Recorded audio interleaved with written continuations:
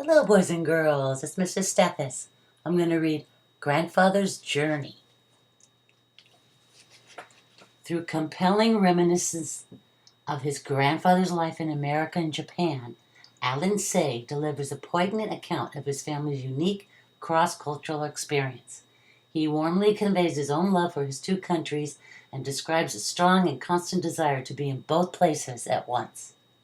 When in one country, he invariably misses the other.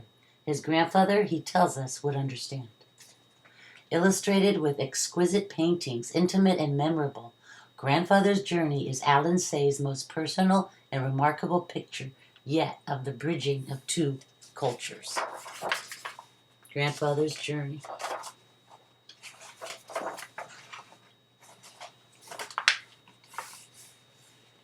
My nephew got me that from Japan. My grandfather was a young man when he left his home in Japan and went to see the world. He wore European clothes for the first time and began his journey on a steamship. The Pacific Ocean astonished him. For 3 weeks he did not see land. When land finally appeared, it was the New World.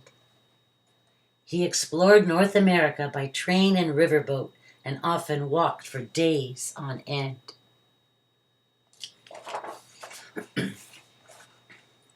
Deserts with rocks like enormous sculptures amazed him. The endless farm fields reminded him of the ocean he had crossed.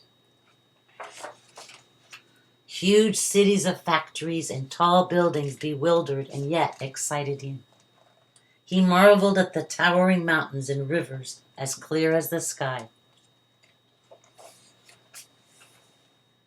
He met many people along the way. He shook hands with black men and white men, with yellow men and red men. The more he traveled, the more he longed to see new places and never thought of returning home. Of all the places he visited, he liked California best. He loved the strong sunlight there, the Sierra Mountains, the lonely seacoast. After a time, he returned to his village in Japan to marry his childhood sweetheart. Then he brought his bride to the new country. They made their home by the San Francisco Bay and had a baby girl. As his daughter grew, my grandfather began to think about his own childhood. He thought about his old friends.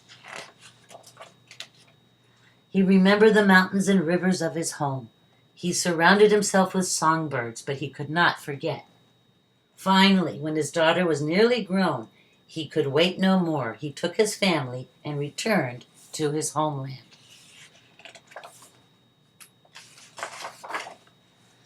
Once again, he saw the mountains and rivers of his childhood.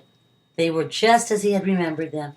Once again, he exchanged stories and laughed with his old friends. But the village was not a place for a daughter from San Francisco, so my grandfather bought a house in a large city nearby.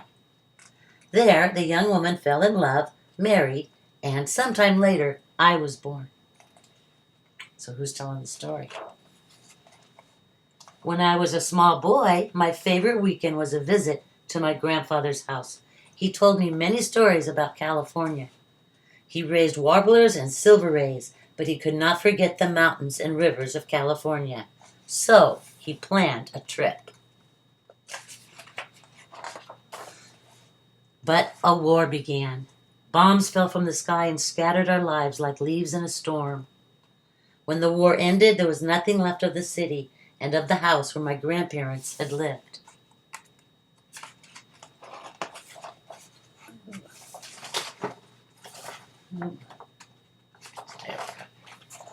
So they returned to the village where they had been children, but my grandfather never kept another songbird.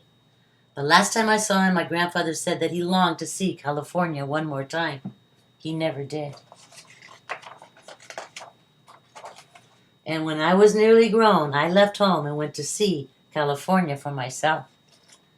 After a time, I came to love the land of my grandfather had loved, and I stayed on and on until I had a daughter of my own. But I also missed the mountains and rivers of my childhood. I miss my old friends, so I return now and then, when I cannot still for the longing in my heart. The funny thing is, the moment I am in one country, I am homesick for the other. I think I know my grandfather now. I miss him very much. Thank you, boys and girls.